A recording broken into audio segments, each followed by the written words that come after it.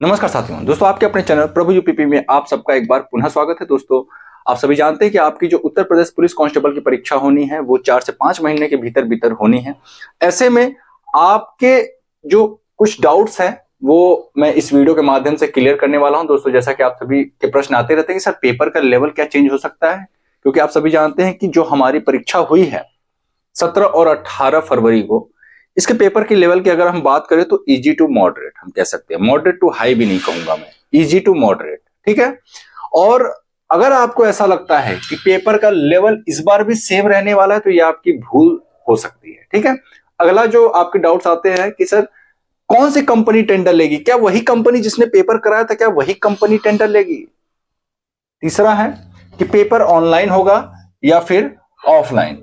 दोस्तों इन तीनों ही टॉपिक पर हम बात करेंगे। दोस्तों पेपर के लेवल की सबसे पहले हम बात कर लेते हैं कि क्या पेपर का लेवल बदल सकता है। तो इसको समझने के लिए हमको सबसे पहले जाना पड़ेगा 41,520 की वैकेंसी पर। दोस्तों 41,520 की वैकेंसी के बारे में मैं बता दूं आपको कि इसका 18 जून और 19 जून दो डेट्स में पेपर होना था, दो शिफ्ट में, जैसा कि आपका हुआ है 17 और 18 फरवरी को। ठीक ऐसे ही इसका भी जो है दो डेट्स में जो है पेपर होना था 18 जून और 19 जून को, ठीक है।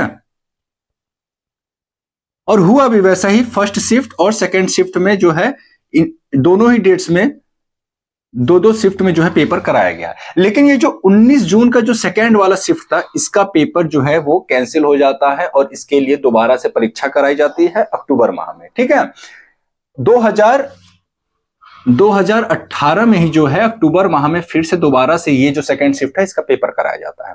अब ये तीनों का जो लेवल था लगभग समान था, फर्स्ट वाले का बहुत आसान था, लेकिन ये जो चौथा वाला था ना, मतलब कि 19 जून का जो सेकेंड वाला शिफ्ट था, इसका जब री एग्जाम होता है तो पेपर का लेवल, मतलब ये समझ लीजिए कि मॉडरेट टू हाई कर दिया जाता है, मतलब पेपर का लेवल जो है बढ़ जाता है। और अगर आपके पास प्रीवियस ईयर क्वेश्चन पेपर होगा तो आप खुद देख पाएंगे इस चीज को कि पेपर का लेवल जो है कि थोड़ा सा अप कर दिया गया था। तो बहुत ज्यादा चांस है कि अब जब आपकी परीक्षा होगी तो पेपर का जो लेवल है ये थोड़ा सा बढ़ा दिया जाएगा, ठीक है ना।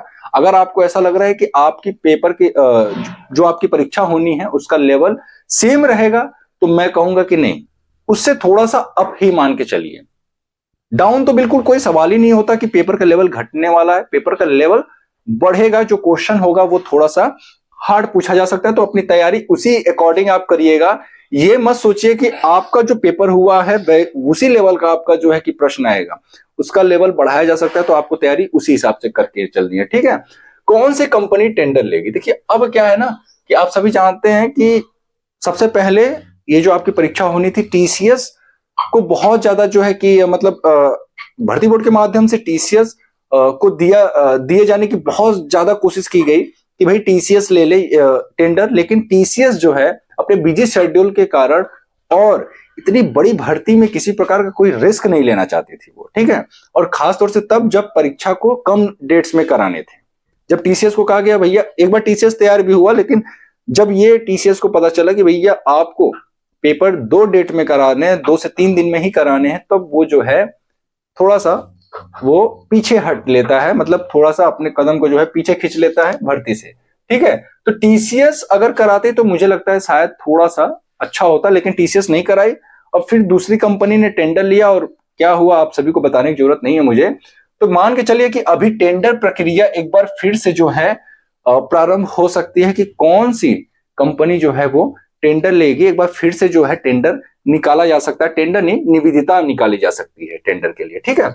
अब पेपर ऑनलाइन होगा या फिर ऑफलाइन, इसके बारे में बात कर लेते हैं। दोस्तों पेपर आपका अभी भी पूरा 100% चांस है कि पेपर आपका ऑफलाइन ही हो, पेपर आपका ऑफलाइन ही होगा, इसका 100% चांस है।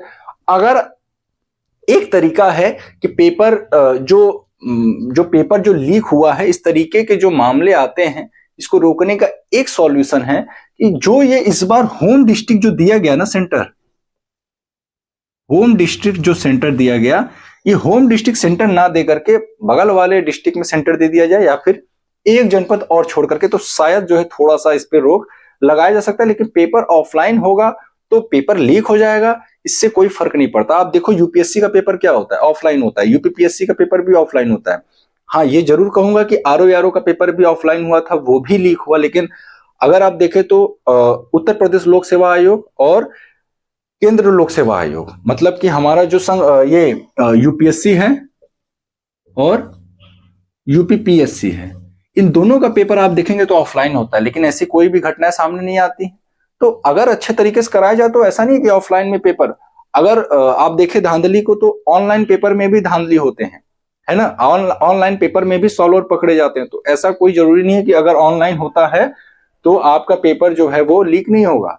तो डिपेंड करता है कि कंपनी कौन सी टेंडर ले रही है और सेंटर कहाँ बन रहा है, क्योंकि होम डिस्ट्रिक्ट जब सेंटर बनाया गया तभी से जो है मतलब ये कयास लगाया जाने लगा कि जो है भर्ती में मतलब किसी प्रकार की कोई धांधली हो सकती है, और अंततः हुआ भी वही। तो दोस्तों ये 3 डाउट्स थे जो कि इस वीडियो के माध्यम से मैं शेयर करना चाहता था आप लोग के समक्ष जो है, और आप लोग के बहुत सारे कमेंट भी आते थे इससे रिलेटेड।